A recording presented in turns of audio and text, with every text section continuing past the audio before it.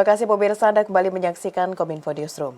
Masyarakat Indonesia diingatkan untuk memahami dengan jelas aturan terkait pemungutan suara. Salah satu aspek yang menjadi sorotan adalah larangan memfoto atau merekam surat suara di dalam bilik suara. Hal ini bukan tanpa alasan mengingat maraknya praktik politik uang dan upaya menjaga prinsip asas rahasia dalam pemilihan umum.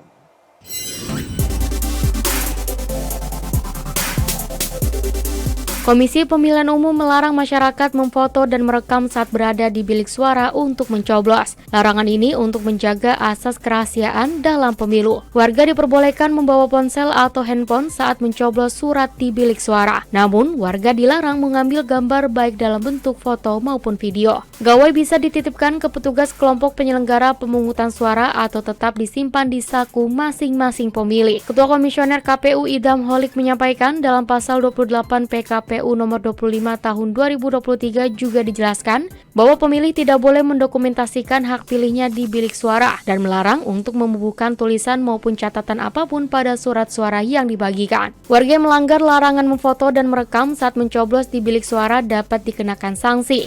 Sanksi ini tercantum dalam pasal 500 Undang-Undang Nomor 7 Tahun 2017 tentang Pemilihan Umum. Sanksinya berupa ancaman pidana kurungan paling lama 1 tahun dan denda maksimal 12 juta rupiah.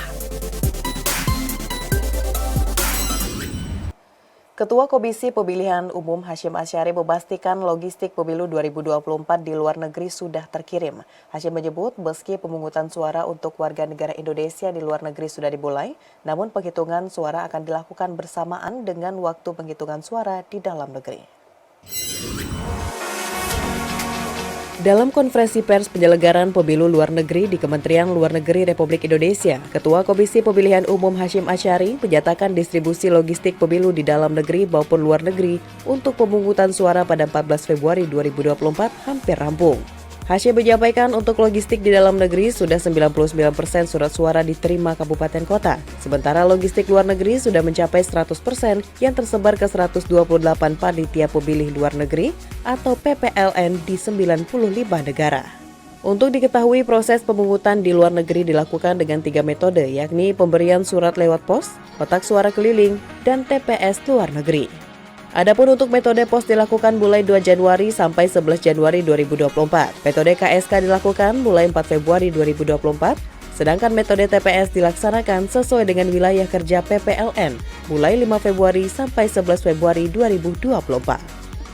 Pada dasarnya, teman-teman sekalian, pemungutan suara baik dengan berbagai macam metode di pos, kotak suara keliling maupun TPS itu dapat dilakukan lebih awal daripada di Indonesia. Argumentasinya adalah dengan pertimbangan warga negara ini sebarannya luas dan berada di luar negeri.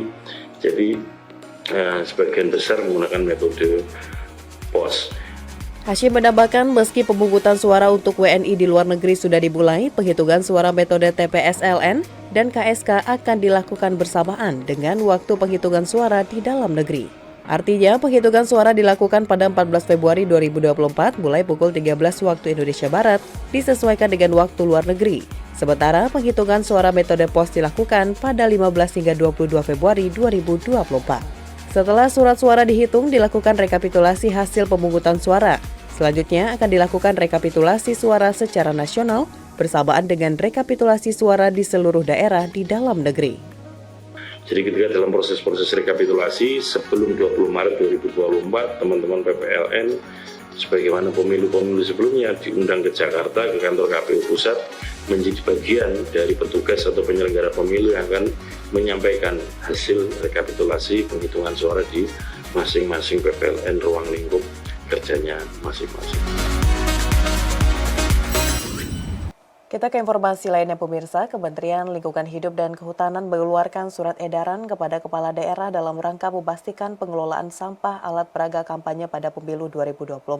Langkah itu dilakukan untuk mendorong pemilu 2024 yang ramah lingkungan.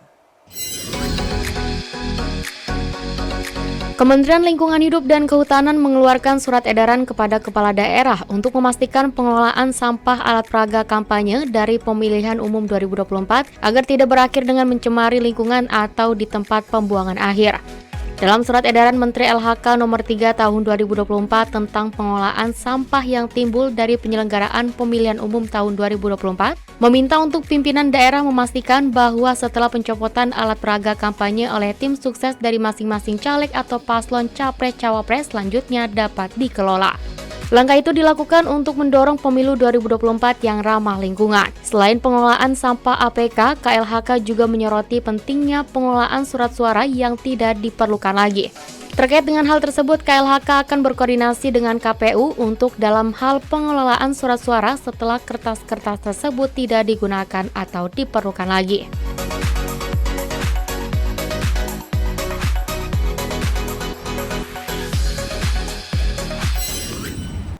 Presiden Joko Widodo memutuskan hari pemungutan suara yang dilaksanakan pada 14 Februari 2024 sebagai hari libur nasional. Untuk itu, pekerja atau buruh yang masuk pada tanggal tersebut berhak mendapatkan upah. Bulan ini tepatnya tanggal 14 Februari 2024 akan menjadi bulan yang meriah bagi seluruh rakyat Indonesia. Di mana pada tanggal tersebut, rakyat Indonesia akan mengadakan pesta demokrasi berupa pemilihan umum presiden dan wakil presiden, anggota parlemen mulai dari DPR RI, DPD RI, DPRD Provinsi, dan DPRD Kabupaten Kota. Untuk itu, Presiden Joko Widodo menerbitkan surat keputusan Presiden tentang Hari Pemungutan Suara Pemilihan Umum 2024 sebagai Hari Libur Nasional. Sedangkan bagi pekerja atau buruh yang diharuskan masuk kerja pada tanggal tersebut, Kementerian Ketenagakerjaan telah menerbitkan Surat Edaran Menteri Nomor 1 Tahun 2024 tentang pelaksanaan hari libur bagi pekerja atau buruh pada hari dan tanggal pemungutan suara pemilihan umum dan pemilihan gubernur, bupati, dan wali kota. Surat edaran tersebut telah ditandatangani Menteri Ketenagakerjaan Ida Fauzia pada 26 Januari lalu.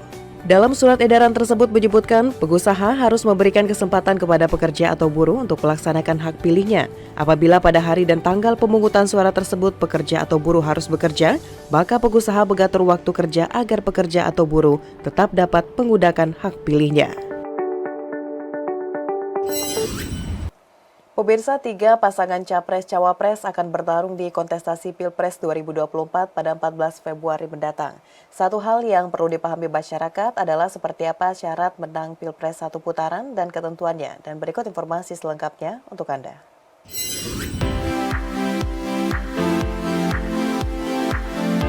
Kurang dari seminggu lagi menjelang hari pemungutan suara pada 14 Februari 2024. Dalam pemilihan umum Pilpres ada 2 istilah yang cukup dikenal, yakni menang satu putaran atau masuk putaran kedua. Lantas, seperti apa syarat menang Pilpres satu putaran dan bagaimana skenario jika terjadi 2 putaran? Pilpres cukup digelar satu putaran jika memenuhi syarat sebagaimana diamanatkan pasal 416 ayat 1 Undang-Undang Pemilu.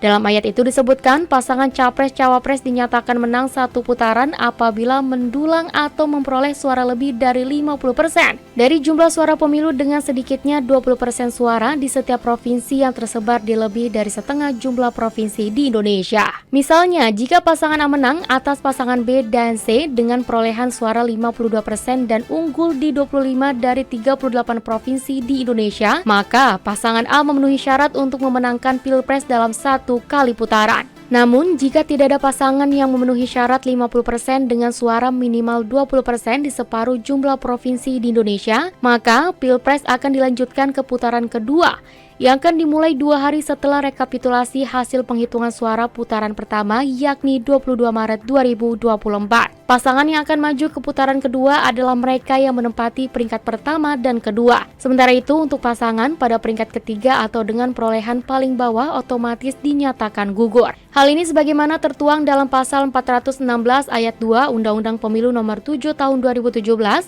yang berbunyi, dalam hal tidak ada pasangan calon terpilih sebagaimana dimaksud pada ayat 1 dan 2. Pasangan calon yang memperoleh suara terbanyak pertama dan kedua dipilih kembali oleh rakyat secara langsung dalam pemilu presiden dan wakil presiden. Dalam rancangan peraturan Komisi Pemilihan Umum yang telah disusun, pemutakhiran data pemilih untuk putaran kedua Pilpres dijadwalkan berlangsung dari tanggal 17 Mei hingga 12 Juni 2024. Dan kemudian KPU memberikan waktu bagi pasangan calon untuk melakukan kampanye pada rentang tanggal 2 hingga 22 Juni 2024. Sedangkan untuk hari puncak pemungutan suara Pilpres 2024 putaran kedua dijadwalkan pada tanggal 26 Juni 2024 dengan masa penghitungan suara berlangsung mulai tanggal 26 hingga 27 Juni 2024. Pemirsa, usai jeda, Kominfo Newsroom akan kembali dengan dialog Maluku Barat Daya siap ciptakan pemilu aman sesaat lagi.